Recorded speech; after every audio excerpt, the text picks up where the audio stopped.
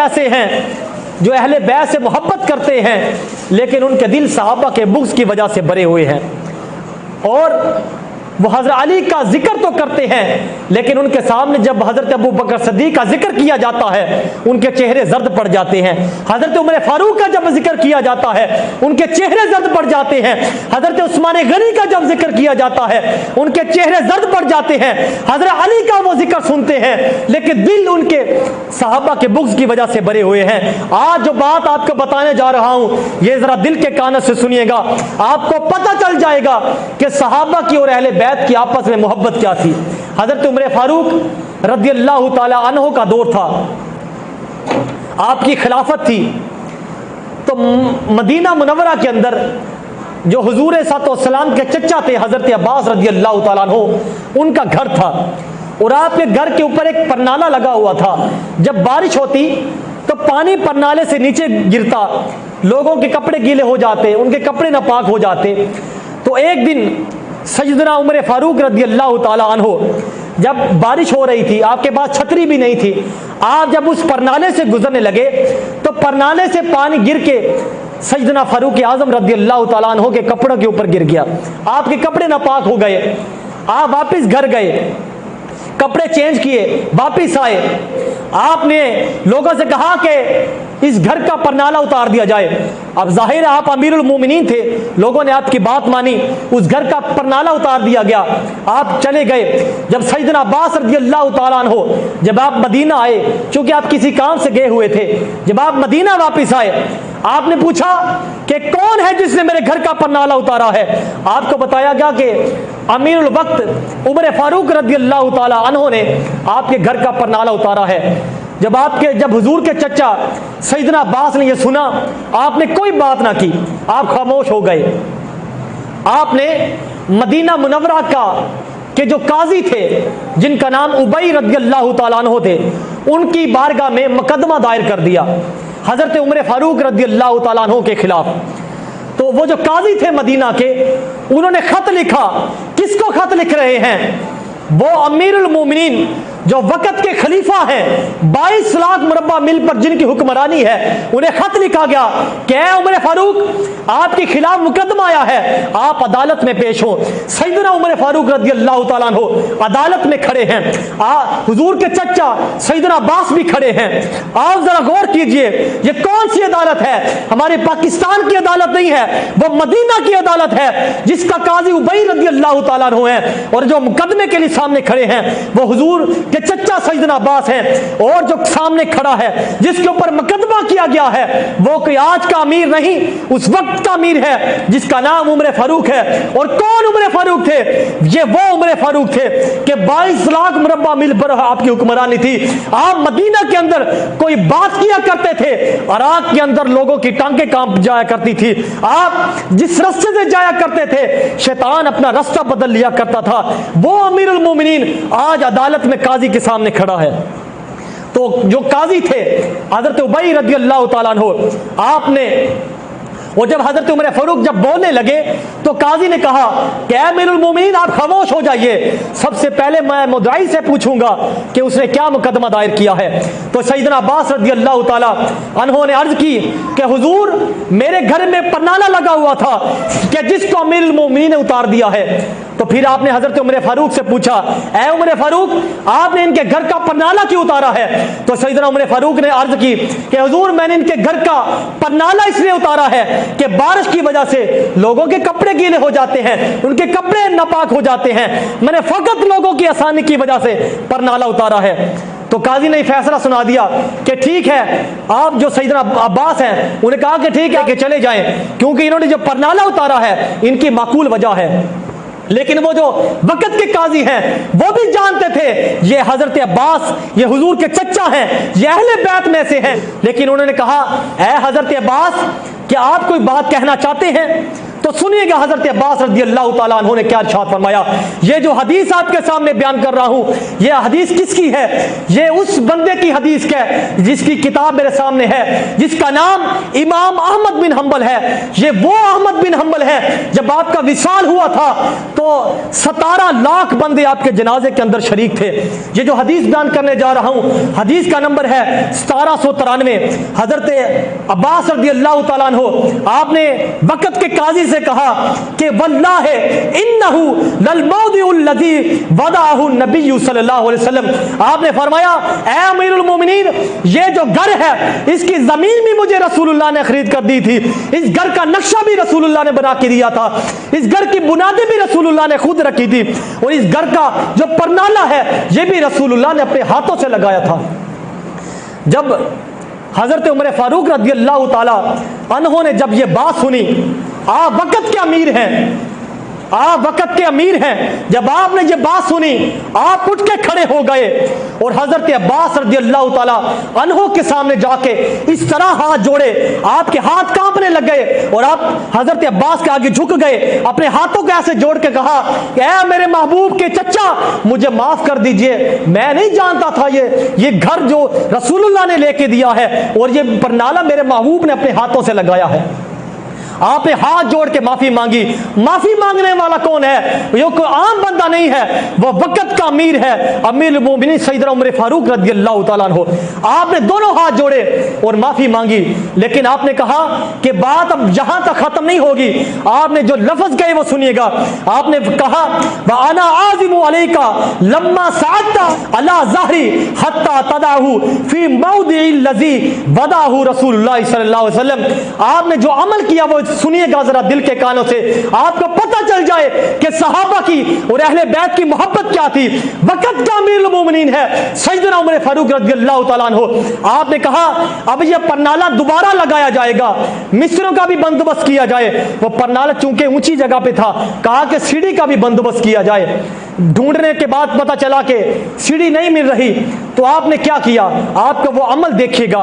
وقت کا امیر المومنین ہے عمر فاروق، اس دیوار کے پاس گئے جہاں پہ پرنالہ لگانا تھا، آپ کھڑے ہوئے، اپنے دونوں ہاتھ اس دیوار کے ساتھ لگائے اور نیچے کی طرف جھک گئے اور سیدنا عباس رضی اللہ تعالی عنہ سے عرض کی حضور عمر کے کندھوں سے زیادہ سونی کوئی سیڑھی نہیں ہے اور آپ کے ہاتھوں سے زیادہ پیارے کوئی ہاتھ نہیں ہے۔ آپ نے کہا اے سیدنا عباس رضی اللہ تعالی عنہ، آپ کو میں قسم دیتا ہوں آپ میرے کندھوں پہ کھڑے ہو جائیں اور خود اپنے ہاتھوں سے پرنالہ لگائیں۔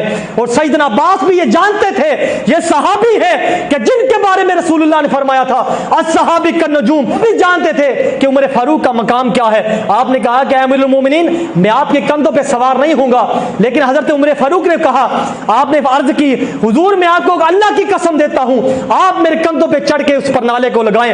حضرت امیر المومنین جو وقت کا امیر ہے دیوار کے ساتھ ہاتھ لگائے ہیں، سارے صحابہ دیکھ رہے ہیں، وقت کا امیر المومنین نیچے جھکا ہوا ہے اور سیدنا عباس نے آپ کے کندھوں کے اوپر چڑھ کے وہ پرنالہ لگایا۔ جب وہ پرنالہ لگایا، لگانے کے بعد پھر سیدنا عباس نے وہ پرنالہ خود اتار دیا۔ حضرت عمر فاروق نے عرض کی حضور یہ آپ نے پرنالہ کیوں اتارا ہے؟ آپ نے کہا میرا کوئی اور مقصد نہیں تھا، میں بس یہ دیکھنا چاہتا تھا جو وقت کا امیر المومنین ہے، جو 22 لاکھ مربع میل کا حکمران ہے، میں یہ دیکھنا چاہتا تھا اس کے دل کے اندر اہل بیت کی محبت کتنی زیادہ ہے۔ یہ وہ محبت کا عالم تھا، صحابہ کی اور اہل بیت کی محبت تھی۔ وہ بھی جانتے تھے کہ عمر فاروق کا مقام کیا ہے۔ آپ نے کہا کہ اے امیر المومنین میں آپ کے کندھوں پہ سوار نہیں ہوں گا، لیکن حضرت عمر فاروق نے کہا، آپ نے عرض کی حضور میں آپ کو اللہ کی قسم دیتا ہوں آپ میرے کندھوں پہ چڑھ کے اس پرنالے کو لگائیں۔ حضرت امیر المومنین جو وقت کا امیر ہے دیوار کے ساتھ ہاتھ لگائے ہیں، سارے صحابہ دیکھ رہے ہیں، وقت کا امیر المومنین نیچے جھکا ہوا ہے اور سیدنا عباس نے آپ کے کندھوں کے اوپر چڑھ کے وہ پرنالہ لگایا۔ جب وہ پرنالہ لگایا، لگانے کے بعد پھر سیدنا عباس نے وہ پرنالہ خود اتار دیا۔ حضرت عمر فاروق نے عرض کی حضور یہ آپ نے پرنالہ کیوں اتارا ہے؟ آپ نے کہا میرا کوئی اور مقصد نہیں تھا، میں بس یہ دیکھنا چاہتا تھا جو وقت کا امیر المومنین ہے، جو 22 لاکھ مربع میل کا حکمران ہے، میں یہ دیکھنا چاہتا تھا اس کے دل کے اندر اہل بیت کی محبت کتنی زیادہ ہے۔ یہ وہ محبت کا عالم تھا، صحابہ کی اور اہل بیت کی محبت تھی۔ اور حضرت سیدنا عباس رضی اللہ تعالی عنہ نے وہ جو اپنا گھر تھا وہ ساری زمین اسی وقت مسجد نبوی کے نام پہ وقف کر دی، اور آج وہ گندی نالی کے کیڑے जिन्हें इस्तिंजा करने का तरीका नहीं आता, आज वो सहाबा के बारे में बातें करते हैं, अहले बैत के बारे में बातें करते हैं, उनके दरमियान मुखालफत को ढूंढते हैं, सारा दिन सारी रात ये तलाश करने में लगा देते हैं, उनकी रंजिशों को तलाश करने में लगा देते हैं। उन्होंने शायद सहाबा और अहले बैत की मोहब्बत को पढ़ के नहीं देखा। हजरत अबू हुरैरा रज़ियल्लाहु ताला अन्हु, बस आखिरी बात अर्ज करके जा चाहूंगा, हजरत अबू हुरैरा रज़ियल्लाहु ताला अन्हु, आपकी उम्र 56 साल थी, 56 ईयर ओल्ड, आपकी 56 साल आपकी उम्र थी। हजरत इमाम हसन रज़ियल्लाहु ताला अन्हु, जब आप जिस गली से गुजरते थे, आप जानते हैं मदीना की उस वक्त जो सड़कें थी वो कच्ची थी, सड़कें तो कच्ची थी लेकिन उनके ईमान पुख्ता थे। लेकिन आज हमारी सड़कें भी पक्की हैं, हमारे घर भी पक्के हैं, लेकिन आज हमारे ईमान कच्चे हो गए हैं। वो मस्जिदें उस वक्त कच्ची मस्जिदें थी, मदीना की गलियां भी कच्ची थी। हजरत इमाम हसन रज़ियल्लाहु ताला अन्हु, जब आप चला करते, किसी जनाजे के साथ जाया करते, मिट्टी उड़ के जब उनके जोड़ों के साथ लगती, उनकी जूतियों के साथ लगती, वक्त का जलीलुल कदर सहाबी है हजरत अबू हुरैरा रज़ियल्लाहु ताला अन्हु, आप अपने ऊपर से चादर उतार के इमाम हसन के जूते साफ किया करते थे। लोगों ने अर्ज की, हुजूर आप रसूलुल्लाह के एक बहुत बड़े जलील कदर सहाबी हैं, आप शेखुल हदीस हैं, और ये क्या कर रहे हैं? हजरत अबू बकर सिद्दीक, हजरत अबू हुरैरा रज़ियल्लाहु ताला अन्हु, आपने फरमाया, ऐ लोगों, तुम मेरा इनका जूते साफ करना तो देख रहे हो, अगर तुम्हें पता चल जाए अहले बैत का मकाम क्या है, तो तुम कभी भी अहले बैत को, जो हुजूर के जो खानदान वाले हैं, इनको कभी भी तुम जमीन पे पैदल ना चलने दो। आपने फरमाया, अगर तुम्हें इनके मकाम पर का पता चल जाए तो तुम इन शहजादों को अपने कंधों के ऊपर सवार करके रखा करो। आज फकत यह बताना चाहता हूं सामने मोहतरम, जिस दिल के अंदर खुलाफाए राशिदीन की, सहाबा की और अहले बैत की मोहब्बत नहीं होगी, याद रखिएगा, ना वो इस दुनिया में कामयाब होगा, ना वो आखिरत में कामयाब होगा। अगर वो शख्स अली का नाम सुन के खुश होता है, अबू बकर सिद्दीक का नाम सुन के उसके चेहरे पर अगर कोई जर्दी आती है, उसके दिल के अंदर बुग़्ज़ पैदा होता है, तो इसका मतलब है वो इस दुनिया में भी जलील ख़ार होगा और आखिरत में भी जलील ख़ार होगा। बस एक बात याद रखिएगा, मेरे महबूब ने इरशाद फरमाया था, अस्सहाबी का नजूम, मेरे सहाबी सितारों की मानिद है। जिसने सहाबा से मोहब्बत की वो भी कामयाब होगा, अहले बैत से जिसने मोहब्बत की वो भी कामयाब होगा। हमारी कामयाबी का रास्ता सिर्फ ये है, हम सहाबा से भी मोहब्बत करें, अहले बैत से भी मोहब्बत करें। भी जानते थे कि उमर फारूक का मकाम क्या है। आपने कहा कि अमीरुल मोमिनीन, मैं आपके कंधों पे सवार नहीं होऊंगा, लेकिन हजरत उमर फारूक ने कहा, आपने अर्ज की, हुजूर मैं आपको अल्लाह की कसम देता हूं, आप मेरे कंधों पे चढ़ के उस पर नाले को लगाएं।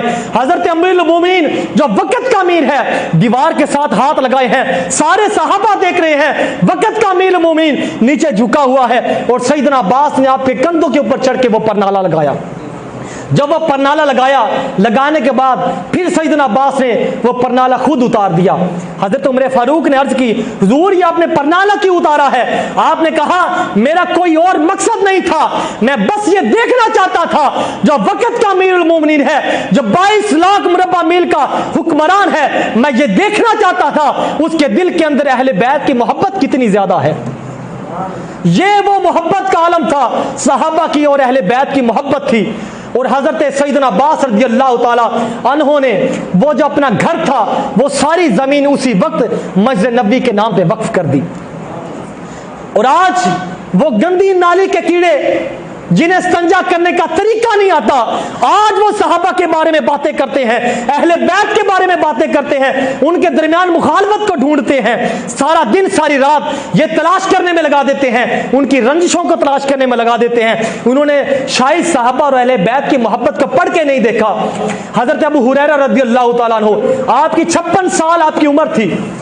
हजरत इमाम हसन रज़ियल्लाहु ताला अन्हु, जब आप जिस गली से गुजरते थे, आप जानते हैं मदीना की उस वक्त जो सड़कें थी वो कच्ची थी, सड़कें तो कच्ची थी लेकिन उनके ईमान पुख्ता थे। लेकिन आज हमारी सड़कें भी पक्की हैं, हमारे घर भी पक्के हैं, लेकिन आज हमारे ईमान कच्चे हो गए हैं। वो मस्जिदें उस वक्त कच्ची मस्जिदें थी, मदीना की गलियां भी कच्ची थी। हजरत इमाम हसन रज़ियल्लाहु ताला अन्हु, जब आप चला करते, किसी जनाजे के साथ जाया करते, मिट्टी उड़ के जब उनके جوڑوں کے ساتھ لگتی، ان کی جوتیوں کے ساتھ لگتی۔